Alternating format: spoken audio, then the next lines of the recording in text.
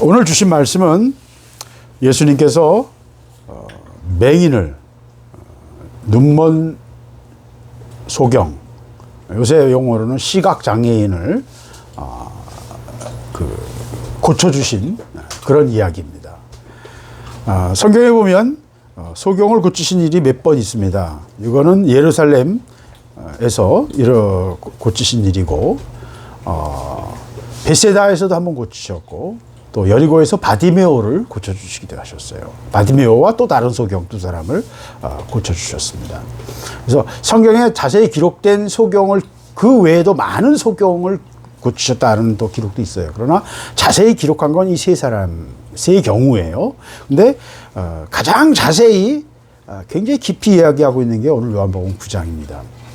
소경을, 이 사람의 이름은 밝혀지지 않았지만 소경을, 날 때부터 소경인 사람, 날 때부터 보지 못하는 사람을 보았습니다. 그랬을 때 제자들이 질문을 합니다. 이 사람이 태어나서부터 소경인데 이 사람이 이 소경이 된 게 누구 죄 때문입니까? 질문을 한 거예요. 예수님께서는 이 사람이나 이 사람의 부모의 죄가 아니다. 책임이 아니다는 거예요. 다만 이 사람에게 이 일이 일어난 것은 하나님이 하실 일을, 하나님이 하시는 일을 나타내려고 이 사람이 소경이 된 것이다.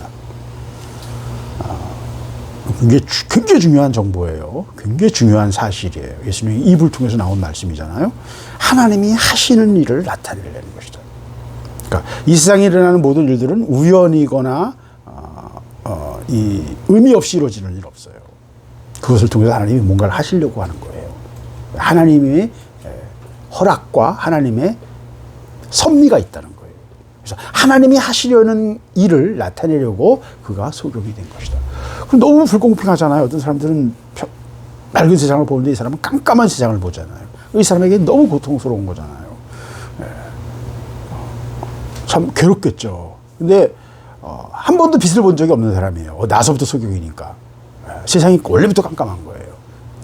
눈으로 빛이 들어오면 시신경을 받아서 그 신경이 뇌로 전달되는데, 그 뇌로 전달되는 과정에 뭔가 문제가 생길 수도 있고, 또 시신경 자체가 잘못돼서 요새 이 노인성 황반변성이라는 게 있어요. 그래서 시신경의 뿌리를 잘못 건드리면, 그래서 시신경으로 공급되는 혈관들이 상하기 시작하면 소경이 돼요. 그래서 한쪽 눈을 실명할 수도 있고 양쪽 눈을 실명할 수도 있어요. 노인성으로. 그러니까 주로 혈관이 오래돼 가지고 낡아서 막히면서 소경이 될 수 있어요. 근데 태어나서부터 그랬으니까 이거는 본질적인 문제예요. 그러니까 원인은 여러 가지일 수 있어요. 병일 수도 있고, 뭐 선천적 기형일 수도 있고, 뭐 여러 가지일 수 있어요. 근데 중요한 거는 이 일은 누구 죄 때문이 아니라 하나님이 하실 일을 나타내려고 하시는 것이다 라고 예수님께서 말씀하셨어요. 여러분에게 인생의 여러분의 문제들, 우리가 살고 있는 삶의 문제들, 인생의 여러 환경들, 이건 다 하나님이 하시려고 하는 일을 나타내는 거예요. 우리는 상대적인 비교하고, 우리가 굉장히 그 욕망에 또 돈에 취해 있기 때문에 우리는 그걸 다 상대적으로 비교해요. 그래서 어떤 사람들은 좋고 어떤 사람들은 나쁘고 그렇게 생각해요. 그러니까 우리가 제일 바라는 게 뭐예요? 이건희 아들로 태어난 이재용이 제일 부럽지. 그죠? 예. 안 부러워요? 예. 왜? 큰 부를 가졌으니까 거리낄 게 하고 싶은 거 다 할 거 아니야. 그러니까 굉장히 행복할 것 같아. 예. 또, 저 아프리카에 하루 물을 깃기 위해서 3-4시간씩 걸어야 되는 소녀들, 딱 끝에 물을 깃기 위해서 3시간씩 걸어갔다 와야 되는 소녀들이 있어요. 그것도 흙탕물이에요. 한 달 내내 임금이 몇만 원이에요. 10,000원, 20,000원이에요. 한 달 내내 벌어봤죠. 하루 일당이 1,000원인데도 많아요. 아프리카에는. 하루 죽어라고 일해서 1,000원 받는 데도 많고요. 벽돌 하나를 날리는데 1원이에요. 벽돌을 30장을 쌓아서 들고 가면 30원을 받는 거예요. 엄청나게 땀 흘리고 걸어가도 30원을 받는 거예요. 그러니까 비참하죠. 이런 불공평함과 비참함이 있어서 우리는 굉장히 그 모든 게 너무나 다르기 때문에 너무너무 힘든 거죠. 예. 현실은 그렇게 천양지차예요. 근데 그거는 약과예요, 여러분. 우리는 지금 좋은 환경에 살고 있지만 펭귄들은 영하 80도의 칼바람을 맞으면서 새끼를 키우고 가요. 영하 40도, 봄인데 영하 40도고요. 추울 때 영하 80도고요. 예. 따뜻해지면 물론 영하 한 20도까지 내려가요. 그래서 새끼를 낳을 때 영하 한 20도에서 40도 사이. 그 속에 아무것도 없는 얼음 위에서 자기 발등에다가 알을 낳고 살고 있어요. 그러면서 생명이 번성해서 수백만 마리의 펭귄이 거기 살고 있어요. 예. 그러니까 우리가 가지고 있는 판단의 기준이 굉장히 뭔가 이상하다는 걸 여러분 알아야 돼요. 인간은 지금 편향되어 있고요. 왜곡되어 있어요. 세상은 세상의 질서가 있고요. 하나님은 이 모든 걸 통해서 하나님의 뜻을, 하나님이 하시고자 하시는 하나님의 궁극적인 뜻을 향해서 이 모든 것을 만들어 가시는 거예요. 우리는 설명할 수도 없고 이해하기 어려울 때가 많죠. 그거 분명합니다. 그랬을 때 예수님께서 뭐라고 그러시냐면, 때가 아직 낮음에, 이 말씀을 하신 다음에 때가 아직 낮음에 나를 보내시는 이의 일을 우리가 하여야 하리라. 그러니까 낮이니까, 낮에는 일하잖아요. 그 당시 과거에는 조명이라는 게 없었으니까 횃불밖에 없잖아요. 그러니까 밤에는 일을 못해요. 횃불은 희미하거든요. 그래서 사고 나기 쉽고 밤에는 일을 못해요. 낮에 일을 하고 밤에는 다 들어와 쉬는 거예요. 밤이면 오랜 시간 불을 못 켜요. 왜? 불을 켜는 것도 이 올리브유 기름을 가지고 태우는 거거든요. 그러니까 여러분 생각해 보세요. 저 기름 한 통 가지면 하룻밤이면 저거 반 통 써요. 하룻밤이면. 그러니까 얼마나 아까워요. 그러니까 우리 저 기름 8,000원, 9,000원짜리 기름통 하나도 사다 놓으면 그거 뭐 1주, 2주 써야 되잖아요. 근데 한 2, 3일에 그걸 다 써버린다고 생각해 보세요. 매일 불을 켤 수 있겠어요? 불 못 켜요. 그러니까 저녁 먹고 잠깐 활동할 때 불 켜고 그 다음에는 자는 거예요.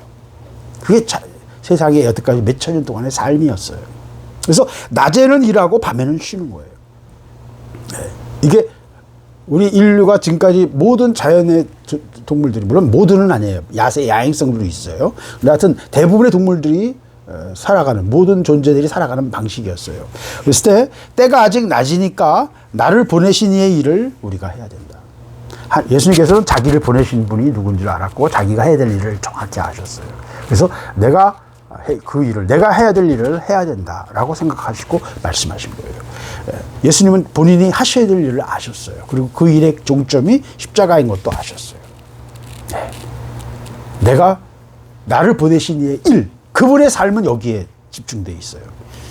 우리 인생은요, 하나님이 이 땅에 나를 보내신 이 뜻, 하나님이 나를 통해서 하시고자 하신 뜻, 이 맹인을 통해서도 하나님이 하시려고 하는 뜻이 있었다는 거예요. 하나님의 일을 나타내려고 하시는 그 의도가 있었다는 거예요. 여러분의 인생도 마찬가지예요. 여러분의 인생을 통해서도 하나님은 하시려고 하는 하나님의 뜻이 있어요. 그 뜻을 행하는 것, 나를 보내신 이의 일을 행하는 것, 그것이 예수님의 우리에게 말씀하시는 삶의 존재 이유인 거예요. 하나님의 뜻을 온전히 이루어 드리는 것. 그래서 나의 양식은 이것이니 아버지의 뜻을 온전히 이루는 것이다. 요한복음 4장에서 예수님은 그렇게 말씀하셨죠. 밤이 오리니 그때는 아무도 일할 수 없다. 밤이 온다는 거예요. 세상은 항상 똑같지 않아요. 영적으로도 낮이 있고 밤이 있는 것처럼, 여름이 있고 겨울이 있는 것처럼 하나가 계속되면 너무너무 힘들겠죠. 1년 내내 여름인 지역도 있어요. 열대지방은. 참 힘들죠. 근데 거기 적응한 사람들은 뭐 35도, 어우, 시원하네, 그래요. 40도쯤 되면 덥다 그러고. 거기는 습기가 많아서 굉장히 무더워요. 숨이 턱턱 막혀요. 그래서, 싱가포르 같은 데 가면요, 에어컨 있는 데 들어가지 않으면 사람이 살 수가 없어요. 거의 그래요. 근데 그런 속에서도 사람들은 다 자기 삶을 살아요. 그러나 하나님은 그래도 은혜를 베푸셔서 세상을 낮과 밤을 만드신 거예요. 만약에 세상이 낮만 있었다면 어떻게 되는 줄 아세요? 낮만 있는 세상이 수성이에요. 수성은 낮만 있어요. 그걸 조석고정이라고 그러는데, 달이 우리 뒤편을 안 보여주잖아요. 그거와 똑같아요. 달이 우리 뒤편을 안 보여주거든요. 왜? 자전 속도와 공전 속도가 똑같아가지고 뒤편을 우리가 볼 수가 없어요. 한쪽 면이 계속 이렇게 달궈지는 거예요. 그걸 조석고정이라고 하는데, 큰 중력이 강한데 가게 되면 그렇게 될 수가 있어요. 그러면 낮이 계속 되면 어떻게 해야 돼요? 계속 그 열이 계속 더해지니까 온도가 점점 올라가는 거예요. 수성은 400도 이상의 온도가 올라가요. 우린 지금 40도가 덥다, 30도가 넘으면 다 덥다 그러잖아요. 400도가 올라가요. 그러니까 종이가 다 불타고 모든 것이 다 불 속에 있는 거예요. 금성은 그보다 더 먼데도, 그리고 빙빙 도는데도 금성은 기후가 이 대기가 너무 짙어가지고 열이 들어와서는 빠져나가지는 못해서 금성은 더 더워요. 480도. 수성은 400도에서 440도. 근데 수성이 더운 이유는 하나예요. 낮이 계속되기 때문에. 그러니까 밤을 주신 게 얼마나 감사한 거예요. 만약에 지구가 그런 식으로 고정되어 있었다면 지구도 한 100도, 150도 올라갈 거예요. 달도 그렇게 고정되기 때문에 달이 낮의 부분, 우리가 보는 부분은 항상 150도예요. 뒷부분은 영하 150도예요. 그러니까 빛과 어둠의 차이가 그렇게 큰 거예요. 물론 달은 대기가 없기 때문에 그럴 수밖에 없죠. 더 그렇죠. 중요한 거는 빛과 어둠을 주셔서 밤을 주셨다는 거예요. 밤이 있다는 거예요. 근데 밤이 여러분 절대로 가치가 없는 게 아니에요. 우리 삶 속에서도 어둠이 있을 때가 있어요. 내 어둠은 어둠에게 지식을 전합니다. 어둠을 통해서, 고난을 통해서, 깜깜함을 통해서, 아무 출구가 없는 동굴 같은 삶을 통해서도 하나님은 우리를 훈련시키세요. 빛의 유익보다 어둠의 유익이 더 클 때도 많아요. 물론 빛이 생명을 만들고 빛에 우리의 길을 열어주죠. 빛이 없이는 아무것도 안 돼요. 오늘의 말씀의 핵심은 빛이고 또 생수예요. 이 두 가지가 예수님께서 말씀하시려는 핵심 사안이었어요. 근데 지금 빛에 대해서 말하고 있는 거예요. 그래서 빛이 있을 때 뭔가를 식별하고 할 수 있다. 하나님의 뜻을 순종할 수 있다는 거예요. 그러니까 하나님의 일은 뭐가 있을 때 할 수 있어요? 빛이 있을 때 할 수 있어요. 하나님의 일은 우리가 이것이 하나님의 일이다 그러고 우리가 그 모양을 흉내내는 게 하나님의 일이 아니에요. 하나님이 주시는 빛이 우리에게 비쳤을 때 그 빛을 통해서 우리가 일을 할 수 있어요. 그러니까 하나님의 빛이 없으면 하나님의 일을 못해요. 그때는 쉬어야 돼요. 쉬어야 돼요. 가만히 있어야 돼요. 빛이 있으면 죽으라고 움직여야 돼요. 최선을 다해서 그 빛을 가지고 일을 해야 돼요. 지금 예수님 그 말씀을 하신 거예요. 아직 낮이니 내가 아버지의 일을 행하여야 하리라. 밤이 오리니 그때는 아무도 일할 수 없다. 밤이 오면 일하면 안 돼. 밤에 일하는 사람은 뭐예요? 도적이에요. 그럼 하나님의 일이 아니에요. 무슨 말이에요? 하나님 주시는 은혜가 없는데도 흉내내는 거예요. 그럼 가짜예요. 거짓 선지자이고요. 거짓 예언자예요. 그건 가짜예요. 가라지예요. 어둠 속에서도 일하는 거예요. 자기 열심으로 하고 원리로 하고 원칙으로 하는 거예요. 그 모습이 오늘 또 본문 속에서 그대로 나타나요. 바리새인들과 사이에서도. 자기 원칙을 가지고 지금 그들은 자기 생각을 가지고 예수님이 하신 일을 보면서도 기적이 일어났는데 그래서 그 눈뜬 자가 아니 태초로부터 맹인이 눈 떴다는 걸 나는 들은 적이 없다. 근데 이 맹인이 나서부터 맹인이 내 눈을 뜨게 해주셨는데 이 사람이 하나님께서 보낸 사람이 아니란 말이야? 라고 반문을 하는 거예요. 근데 유대인들은 저가 하나님께로부터 왔다면 하나님의 뜻을 행할 텐데 저가 안식일에 일을 한 거 보니까 저는 하나님의 뜻을 행한 것이 아니다. 왜? 십계명에 모세의 십계명에 안식일에 일하지 말라고 그래. 거룩히 지키라 그랬거든요. 그러니까 안식일을 범하는 거 보니까 저건 하나님의 사람이 아니다. 뭐예요? 자기들이 가진 기준과 교리를 가지고 예수님을 판단한 거예요. 그래서 너는 그 사람의 제자일지 모르지만 이 눈뜬 사람에게 우리는 모세의 제자다. 모세에게는 분명히 하나님 말씀하신 걸 알지만 이 사람에게는 하나님 말씀하셨는지 우리는 알지 못한다. 그럼 이 사람이 있어. 그럼 왜 이 사람에게 하나님의 능력이 나타나냐? 내 눈을 뜬 게 100% 사실인데 내가 맹인이었는데 눈을 떴는데 이 일은 하나님의 일이 아니냐? 그럼 누가 일을 했냐라고 거꾸로 반문하는 거예요. 이 논쟁의 핵심이 오늘 말씀하신 이 말씀의 핵심이에요. 예수님이 스스로 자기에게 뭐라고 그러세요? 내가 세상에 있는 동안에는 세상의 빛이다. 5절에 말씀하십니다. 내가 세상의 빛이다. 또 우리에게 너희는 세상의 빛이다. 마태복음에서는 산상수훈에서 너희는 세상의 빛이니 빛을 등경 아래 등불을 말 아래 두지 않는다. 바켓스 같은 걸 덮어놓지 않는다는 거예요. 위에 높이 놔서 많은 사람이 그 빛을 보게 할 거 아니냐, 방 안에서. 등불을 켜가지고, 랜턴을 켜가지고, 대접을 덮어놓을 사람이 누가 있느냐는 거예요. 그럼 바보짓이지. 그럼 왜 그 불을 왜 켜? 아무 의미가 없지. 빛은 많은 사람들에게 방 안에 있는 사람, 그 빛을 비출 공간에 넓게 펴져서 모든 것이 다 보이도록 하는 것이 빛을 켜는 이유거든요. 존재 이유거든요. 예수님은 세상의 빛이고 우리를 향해서 너희는 세상의 빛이다 라고 말씀하셨어요. 빛은 뭐예요? 아까 말한 것처럼 일을 할 수 있는 시간입니다. 빛은 방향을 보여주고 길을 보여주고, 빛이 있음으로써 모든 상황을 파악할 수 있어요. 눈앞에 일어나는 우리 글자를 읽는 것도 빛에 의해서 이루는 거고, 130 지금 6억 광년까지 갔어요. 빛이 우리가 발견한 별이 136억 년 전에 출발한 빛을 우리가 찍은 거예요. 가장 멀리 있는 오래된 빛을 본 게 136억 년이에요. 그 빛을 가지고 분석해서 그 은하계가 얼마나 질량이고 어떤 성분을 만들었는지 분석을 합니다. 왜? 그 빛 속에 모든 정보가 들어있거든요. 그러니까 빛은 정보예요. 태초에 하나님이 말씀하셨다 그랬죠. 말씀도 정보잖아요. 근데 제일 첫 번째 피조물이 뭐예요? 빛이에요. 근데 빛은 세상의 모든 정보를 갖고 있어요. 우리가 지금 눈을 보고서 세상 사물을 보는 거는 그 사물에 빛이 비쳐서 반사되는 것을 우리가 인식하는 거잖아요. 그러니까 모든 사물을 식별하는 게 다 빛이 우리에게 해주는 일인 거예요. 그래서 빛은 사물을 밝혀줘요. 모든 것을 밝혀주는 존재예요. 빛을 통해서 우리는 존재를 파악하고 모든 정보를 이해할 수 있어요. 빛은 정보이고 길이고, 빛을 통해서 우리는 방향을 알 수 있고 앞뒤 맥락을 이해할 수 있어요. 그래서 빛이 없으면 어떻게 돼요? 깜깜하니까 움직일 수 없는 거예요. 빛이 없으면 위험한 거죠. 앞에 뭐가 있는지 모르니까 위험한 겁니다. 그래서 빛이 있을 동안에 움직이는 거예요. 어둠 속에서는 움직이면 안 돼요. 왜? 큰 사고가 날 수 있어요. 벼랑에 떨어질 수도 있고요. 앞에 뱀이 있는데 뱀을 밟을 수도 있고요. 똥을 밟을 수도 있고요. 똥을 밟는 건 뭐 별거 아니지. 벼랑에 떨어지면 어떡할 거예요? 뱀만 모르고 뱀을 밟으면 어떡할 거예요? 뱀에게 물려 죽죠. 빛은 모든 것을 밝혀주는 거예요. 그래서 내가 빛이다! 그러니까 예수님이 이 땅에 역사하시면서 행하시는 동안 내가 너희들에게 빛이다 라고 말씀하셨어요. 이 말을 정확히 하는 건 굉장히 어려워요. 굉장히 어려워요.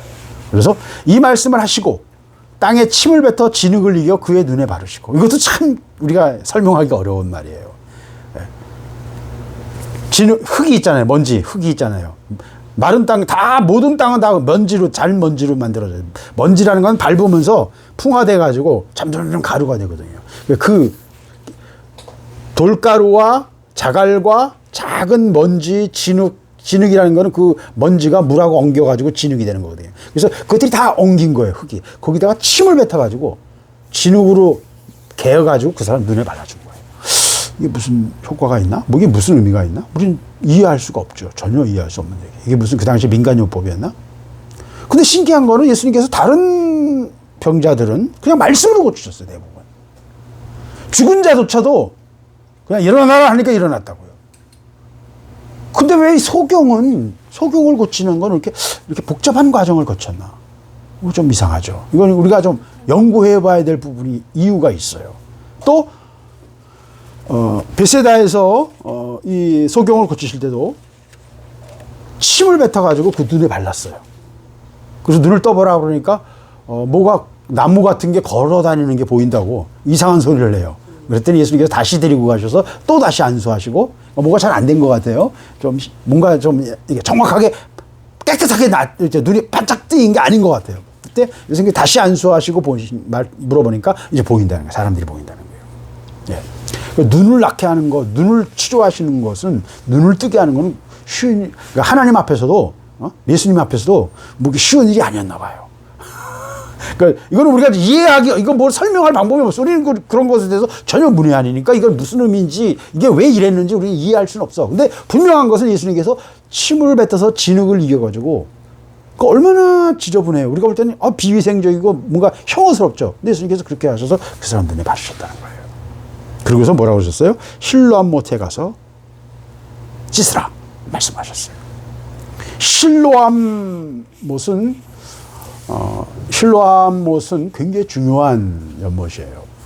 우리가 실로암 못, 그리고 실로암 찬양으로도 유명합니다만은, 실로암이란 말 자체는 보냄을 받았다는, 오늘 본문에도 나오지만 보냄을 받았다라는 뜻이고, 단어, 실로암이라는 단어 자체의 의미도 물론 예수님이 보냄을 받은, 나를 보내신 이의 뜻을 행해야 된다라는 말씀과 연결되는 거죠. 사명이라는 거예요. 실로암이라는 말은 보냄을 받았다.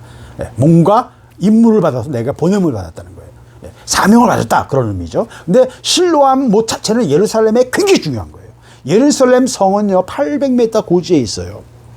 근데 예루살렘의 유일한 수원 샘이 물이 나는 샘이 어디 있었냐면 기혼샘이라고 그러는데 거기는 636m 정도 고지예요.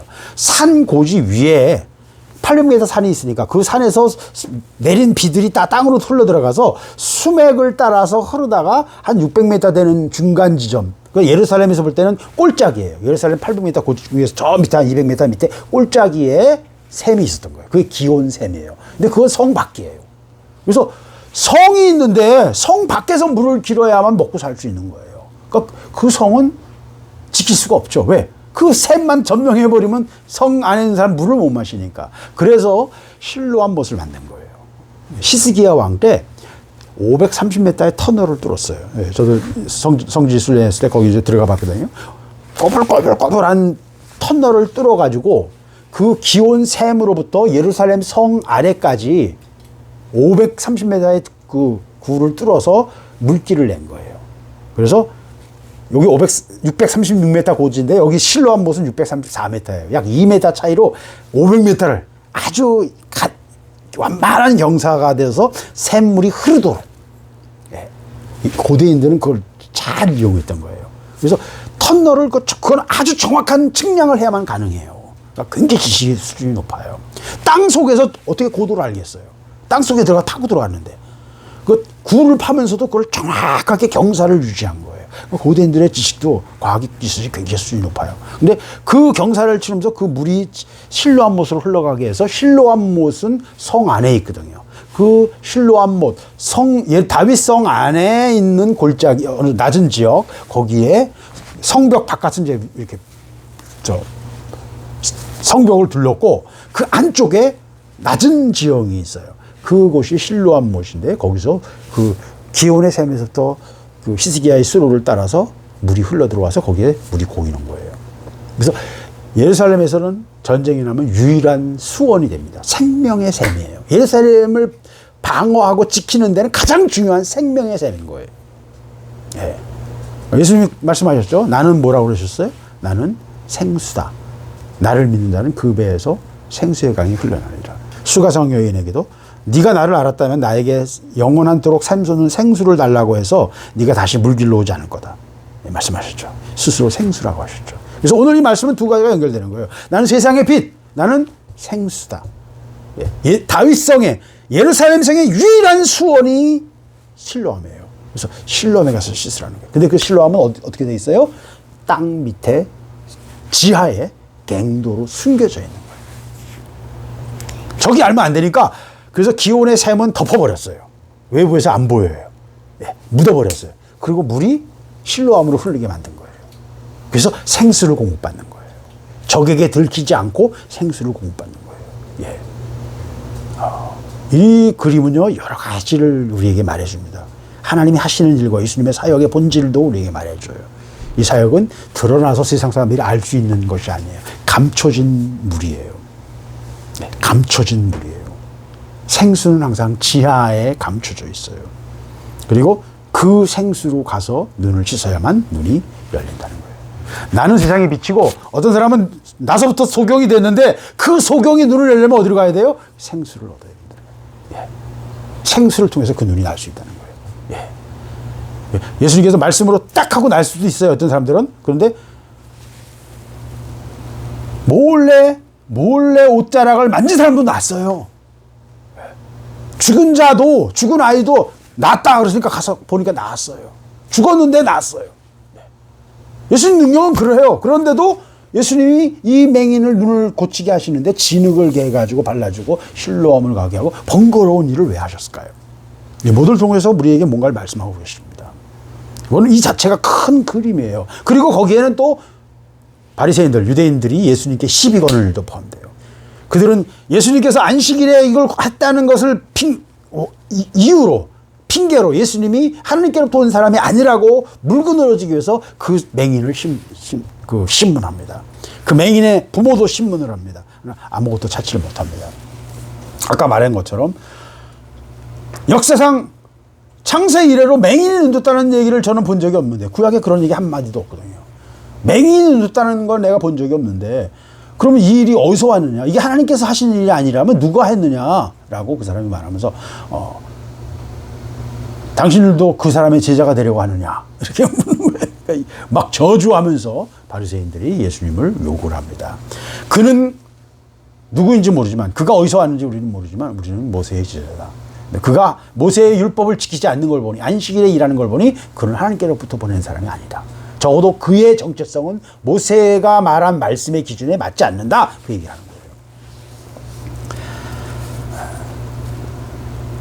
그리고 나서 다시 예수님께서 그 사람, 맹인이었다가 눈뜬 사람을 만납니다. 그 사람을 만나서 네가 인자를 믿느냐 그랬어요. 예. 그러니까 그가 내가 믿나이다. 예. 그랬어요. 예. 바디메오도 예수님을 소리질러 예수님 앞에 눈을 뜬 다음에 예수님을 따라다녔어요. 예. 바디메오도. 예. 바디메오가 하나님 예수님을 따라다니는 제자들 중 하나예요. 그러니까 12제자는 아니지만 70명의 제자 적어도 정도 중에 들어간 것 같아요. 어쨌든 따르던 사람들이 많아. 이 사람도 아마 그럴 것 같아요. 그러면서 예수님께서 39절 이런 말씀을 하십니다. 예수께서 이르시되 내가 세상을 심판하러 세상에 왔으니 보지 못하는 자들은 보게 하고 보는 자들은 맹인이 되게 하려 함이니라 하셨습니다. 그러니까 오늘 말씀에 큰 그림이 여러 가지를 얘기하면서 뭘 말씀하세요? 보지 못하는 자들은 보게 하고 맹인은 눈을 열어주고 보는 자들은 맹인이 되게 하겠다는 거예요. 보는 자들이 그 말을 듣고 바리새인 중에 하나가 예수님과 함께 옆에 있던, 그러니까 긴가민가 하면서 예수님을 정탐하기도 하고 또 예수님 말씀에 뭔가 도전을 받고 이 사람 하나님 보내신 사람인가 하면서 확 달라붙진 않았지만 뭔가 옆에서 맴돌던 바리새인들이 많거든요. 뭐 니고데모 같은 사람도 몰래 찾아오고 그랬잖아요. 그런 것처럼. 그러니까 이 사람들이 다 긴가민가 한 거예요. 그럴 때 바리새인 중에 예수님과 함께 있던 자들이 그 말씀을 듣고 이르되 우리도 맹인인가 그러면? 본다고 하는 사람들은 맹인을 못 보게 하려고 했다니까 그럼 우리도 맹인인가? 라고 질문을 합니다. 그때 예수님께서 아주 명확한 말씀을 하십니다. 너희가 맹인이 되었다면 죄가 없을 거다. 맹인이라는 말은 이 말은 그러니까 뭐예요? 나는 앞이 안 보인다는 거예요. 그러니까 내가 본다라고 말하기 때문에 너희 죄가 그대로 있다는 거예요. 이 말씀은 굉장히 무서운 말씀이면서 굉장히 중요한 말씀이에요.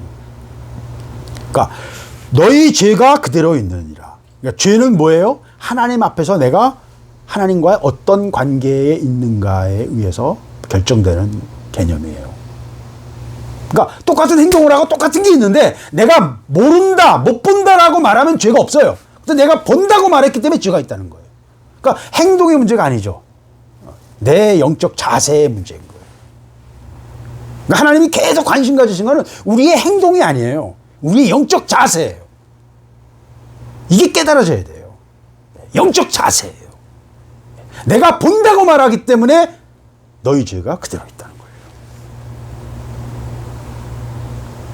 너희가 맹인이 되었다면 죄가 없을 거다. 그런데 너희가 본다고 안다고 말하니까 너희 죄가 그대로 있다는 거예요. 그러니까 우리가 스스로 소경인 줄을 모른다는 거예요. 그리고 자기들이 알고 있는 것들을 가지고 자기들이 진짜 다 알고 있다고 착각을 한다는 거예요. 착각을 많이 합니다. 예. 우리가 알고 있는 건 극히 일부예요. 예. 여러분, 우리는 몇 사람에게 많은 빚을 지고 있어요. 제가 아는 가장 이제 유명한 사례는 스타니슬랍 페트로프라는 러시아 구소련 장교예요. 그 당시에 소령이었던 것, 중령이었던 걸로 기억을 하는데 그 사람이 지구를 구했어요. 우리는 모르죠. 1983년도 9월 달 이 사람이 공군 장교로서 당직 장교, 밤에, 낮에는 이제 더 높은 지휘관들이 지휘를 해요. 그러다가 밤이 되면 다 자잖아. 밤새면서 비상 상황을 딱 전체 책임을 지는 사람을 사령이라고 해요. 당직 사령. 안 자고 깨어있는 지휘관이라는 뜻이에요. 그래서 소련 전체의 방공망, 우주를 가스르는 그 인공위성 감시망, 뭐 레이더 감시망 이런 게 다 해서 정보가 한 곳으로 관제소로 들어오거든요. 그러니까 관제소가 있어요. 우주 감시하는, 우리나라도 그런 관제소가 있어요. 그런 관제소의 밤에 지키는 당직 사령이었어요. 이 사람이 앉아 있는데 베란간 경보가 울렸어요. 미국에서 미사일을 발사했다는 거예요. 그래서 미사일이 한 발 올라오고 있습니다. 그 다음에 좀 이따 또 미사일이 4발 더 올라왔습니다. 5발의 미사일이 올라오고 있는 게 인공위성에 잡혔어요. 그 미사일이 올라오는 건 어떻게 하냐면 인공위성에서 적외선 감시 장비가, 적외선을 하는 감시 장비가 있어요. 저 위에도 우리, 건물 위에도 적외선 감시 장비가 있어요. 불이 나면 저기서 열을 감지해서 경보를 울려요. 적외선 감시 장비라는 게 열이 나는 것을 가지고 감시하는 거예요. 근데 로켓을 쏘게 되면 강렬한 열이 나거든요. 로켓 엔진에서. 그 열을 가지고 감지하는 거예요. 그래서 5개의 미사일이 올라오는 걸 식별했어요. 그래서 난리가 났죠. 이 사람이 생각할 때, 이게 진짜 미국이 핵 공격을 하는 건가? 이 사람이 버튼을 누르면 핵전쟁이 벌어지는 거예요. 근데 이 사람은 그 당시 상황은 굉장히 심각했어요. 왜? 당시 안드로포프 서기장이 병이 들어서 오늘 내일 하고 있어요. 9월 달인데 84년 2월 달에 안드로포프가 죽었거든요. 그러니까 그 사이에 굉장히 불안정한 시기. 권력자가 병에 누워 있는 것처럼 독재 국가에서 위험한 게 없어요. 왜? 모든 게 권력자 한 사람의 결정에 의해서 이루어지는데 혼란이 많은 거예요. 그리고 그 당시 똑같이 레이건이 소련을 악의 제국이라고 부르면서 소련을 압박하고 스타워즈라는 계획을 세웠어요. 우주를 통해서 이 소련을 압박하겠다는 거예요. 그리고 82년도, 83년도에는 또 미국이 INF라고 해서 퍼싱 미사일, 토마호크 미사일을 가지고 유럽에 배치를 했어요. 그 당시에. 그래서 바로 유럽 땅에서, 독일 땅에서 모스크바를 공격하겠다는, 압박하는 거예요, 모두. 러시아를 소련을 압박하는 전술을 했어요. 여러 가지 이유가 있어요. 그래서 압박을 했어요. 그런 압박이 결국은 소련을 무너뜨린 거예요. 근데 레이건이 압박해서 소련이 무너진 건 아니에요. 소련이 무너진 이유는 더 중요한 다른 이유들이 있어요. 어쨌든 중요한 거는 그런 위험한 시기였다는 거예요. 그래서 얼마든지 미국이 러시아를 향해, 소련을 향해서 핵 공격을 할 것이라는 두려움이 이 소련 사람들 속에는 있었어요. 실제로 이렇게 압박하고 악의 제국이라고 그러고 막 스타워즈 계획을 만들고 막 온갖 것을 했거든요. 소련에게는 너무 힘든 시기였어요. 그래서 얼마든지 핵 공격으로 버튼을 누를 수 있었어요. 근데 이 사람이 논리적인 사람이었기 때문에 미국이 핵 공격을 한다면 미사일을 5발만 쏠 리는 없다. 미국이 그 당시 미사일을 1000발 이상 갖고 있었거든요. 그럼 미국이 최소한 수백 발을 쏴야지 이 말이 된다. 근데 5발이라는 건 이건 아니다. 근데 그 전에도 오작동이 여러 번 있었거든요. 결과로 말하면 그 당시에 적외선 탐지 장치가 막 해가 떠오르고 있었거든요. 태양이. 그 태양의 빛이 지형에 의해서, 산들에 의해서 그 빛이 각각 다르게 나오는 거예요. 그 초기, 잠깐 사이에 그 태양빛의 강렬한 빛을 얘가 미사일로 오해한 거예요. 인공위성이. 그래서 경보를 한 거예요. 그때 버튼 눌렀으면 지금 지구 위에 수십억의 인류는 없을 겁니다. 지금은 우리가 석기 시대를 살고 있었을 거예요. 그 한 사람의 판단이 인류를 살렸어요. 제가 왜 이 긴 얘기를 합니까? 우리가 모든 걸 안다고 생각하지 마세요. 체르노빌 때 3명의 소방관이 유럽을 살렸어요.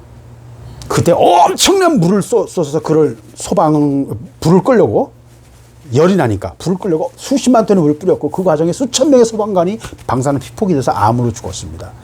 그런데 그 목숨을 걸고 이 원자력 발전소를 화재를 진압하고 그걸 문제를 해결하려고 했는데, 근데 그 지하에 수만 톤의 물이 흘러 들어갔을 거 아니에요. 그 지하로 만들어서 이렇게 만든 거니까 지하에 물이 흘러 들어갔어요.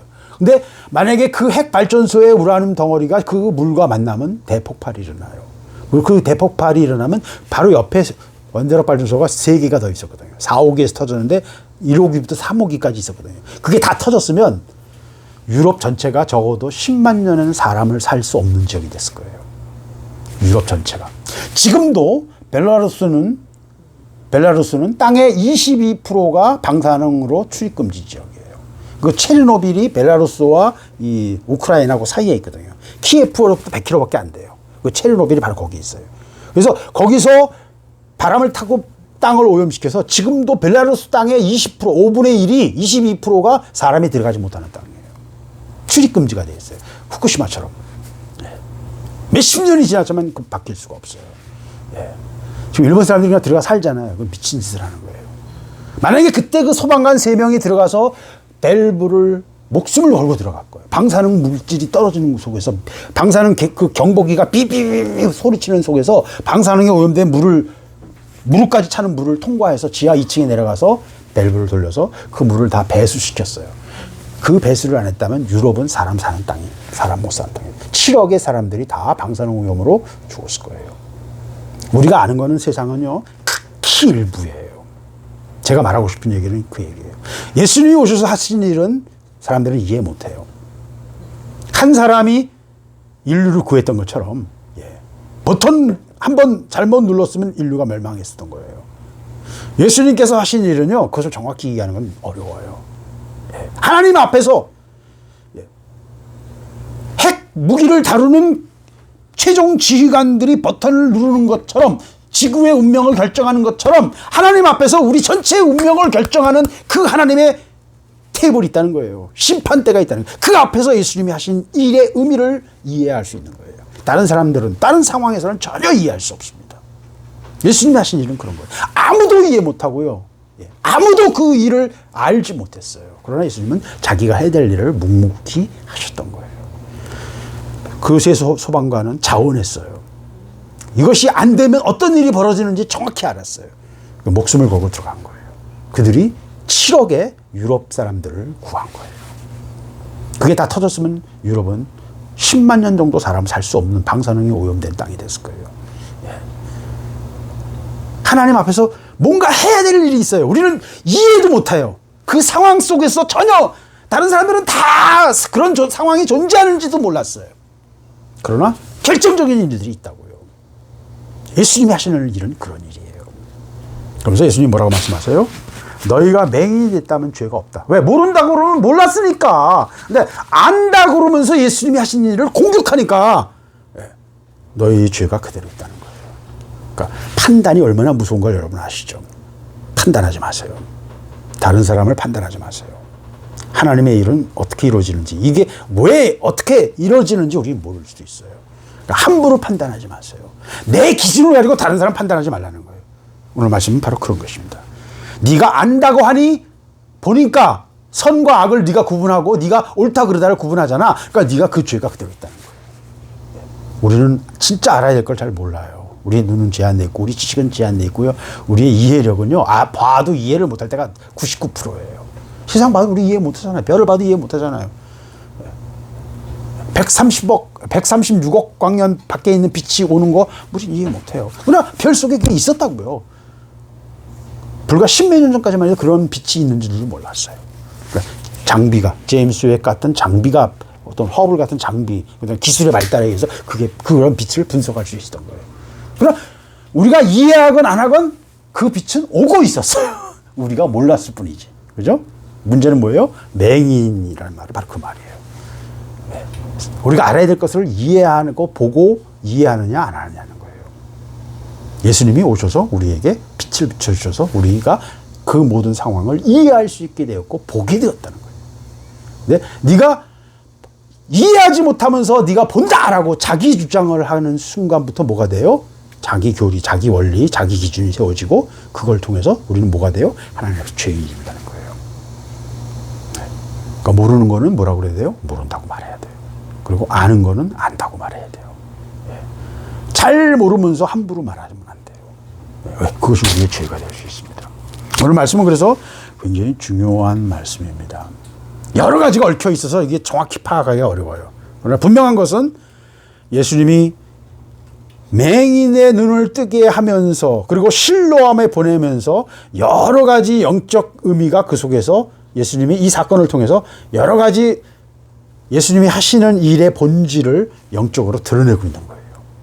그리고 마지막 순간에는 예수님이 그 바리새인들의 비난과 공격에 대해서 말씀하시면서 무엇이 맹인이고 무엇이 보는 것이고 무엇이 옳은 것인지 참된 빛이 무엇인지에 대해서 명확히 말씀해 주신 거예요. 사람들은 자기들이 그냥 이해하는 바, 자기들이 해석하고 자기들이 이해하는 바가 전부라고 생각하는 거예요. 그렇지 않습니다. 우리가 이해하는 건 극히 제한적이고 일부분이고 또 이미 아는 것조차 서로 연결시키지 못해요. 그래서 극히 일부분만 보는 거예요. 아주 좁은 것만 보는 거예요. 전체를 보지도 못하고요. 그래서 맹인이 뭐냐? 맹인이 뭐냐? 네. 보지 못하는 자예요. 보지 못하는 자에게는 빛이 안 들어와요? 아니요. 빛이 들어오지만 그가 그 빛을 해석하지 못하는 거예요. 뇌가 그 빛을 분석하지 못하는 거예요. 본다는 건 뇌가 그걸 분석해서 내 머릿속에 스크린을 그려주는 거거든요. 그래서 이거 보이는 거거든요. 근데 내가 눈을 감으면 빛이 안 들어오니까 그 스크린이 없어지죠. 네, 그런 것처럼. 내가 해석하는 거예요. 본다는 건 바로 그런 것입니다. 그래서 내가 스스로 맹인이냐 보는 자냐를 아는 것도 굉장히 중요해요. 근데 그 보는 건 뭐예요? 예수 그리스도의 빛에 의해서, 말씀의 빛에 의해서. 네. 그래서 이 세상의 빛이다. 내가 세상에 있는 동안에는 나는 이 세상의 빛이다. 너희는 세상의 빛이다. 하신 말씀을 우리가 기억하셔야 돼요. 네, 기억하셔야 돼요. 우리가 빛이라요. 그러니까 우리의 존재는 뭐예요? 우리가 뭘 하늘로서 존재하는 게 아니에요. 우리는 스스로 빛을 발하는 자들이 되어야 돼요. 그리고 이 빛은 하나님으로부터 공급되어진 실로암 샘처럼 은밀하게 감추어진 공급되는 그 배에서 생수처럼 흘러나오는 성령으로 인해서 흘러나오는 보좌로부터 흘러내려오는 그 생수가 공급됨으로 우리는 하나님의 빛된 자녀, 하나님의 생명으로, 생수로, 빛으로만 모든 것을 할 수 있는, 빛이 있어야만 모든 걸 할 수 있는 거예요. 생수가 있어야만 모든 걸 할 수 있는 거예요. 그게 참된 빛의 자녀예요. 그래서 은혜가 없어지면 풀어줘야 되고요. 바보가 되어야 됩니다. 은혜가 있으면 쌩쌩하고 날아다니는 사람이 되어야 돼요. 그게 바르게 된 사람이에요. 네. 오늘 예수님 말씀하신 얘기는 바로 그 얘기입니다. 지금은 아직 낮이니 나에게 보내신 일을, 나를 보내신 이의 일을 우리가 행해야 될 것이다. 이제 곧 밤이 오리니 그때는 아무것도 할 수 없을 것이다. 네. 밤이 우리 옵니다. 마지막 때가 가까워지고 있고요. 예. 점점 더 어두워지는 세상으로 들어갈 것입니다. 2000년 전에 한재신 얘기, 밤이 오리니, 지금 밤이 오고 있는 중인 거예요. 그래서 오늘 말씀을 통해서 내가 본다라고 말하면 오히려 하나님 앞에서 네 죄가 그대로 있으리라 하신 말씀을 여러분 기억하시기 바랍니다. 하나님 앞에서 내가 어떤 자세로 살아야 될 것인가 하는 것을 우리에게 보여주고 있는 그런 말씀입니다. 같이 기도하겠습니다. 하나님 감사합니다. 내가 심판하러 이 세상에 왔으니 보지 못하는 자는 보게 하고 보는 자들은 맹인이 되게 하려 함이라.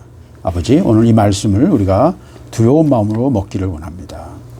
아버지, 보지 못하는 자들은 보게 하고 보는 자들은 맹인이 되는 이 하나님의 말씀, 이 예수님의 이 사역의 본질을 우리가 깨닫게 해주시고 이 은혜 속에 우리가 들어가기를 원합니다. 아버지, 우리가 우리의 맹인됨을 알게 하시고 우리의 어두움을 보게 하시고 아버지의 빛으로만, 예수 그리스도의 그 생명의 빛으로만 우리가 보기를 원하며 그 생수로만 우리가 살기를 원합니다. 아버지, 은혜를 우리에게 허락하여 주시고 우리가 스스로 본다 하여 다른 자를 판단하고 다른 자를 정죄하는 미련한 자리에 들어가지 아니하도록 우리가 두려운 마음으로 아버지 앞에 엎드리게 하여 주시옵소서. 오늘 말씀을 우리가 먹기를 원하며 우리가 이 말씀 속에서 빛을 보기를 원합니다. 우리를 보내신 이의 일을 우리가 행하기를 원합니다. 하나님의 일에 우리가 쓰임받기를 원하며 하나님의 일에 동참하기를 원하며 하나님의 뜻을 온전히 이루어드리는 일을 우리가 감당하기를 원합니다. 오늘 이 말씀을 먹고 이 말씀을 따라 행하며 눈을 뜨는 아버지의 일에, 하나님의 일에 눈을 뜨는 자들이 될 수 있도록 우리에게 은혜를 허락하여 주시옵소서. 이 시간 주 앞에 나오면서 귀한 예물을 주님께 바칩니다. 감사의 예물과 11조와 주님께 바쳐진 그 모든 예물들을 주님 축복하시고 주님 연락하여 주시옵소서. 주님, 저들의 마음의 소원을 아시오니 저들을 통해서 하나님의 일을 이루게 하시고 저들의 삶을 힘들지 않게 하시고 저들의 삶 속에 기쁨과 평안이 있게 하여 주시옵소서. 지금은 우리 구주 예수 그리스도의 구속의 은혜와 창조주 아버지 하나님의 영원하신 사랑과 성령의 인도하심을 교통하시는 은사가 여기에 머리 숙인 모든 성도들 위해 지금으로부터 영원토록 함께 하실지어다. 아멘.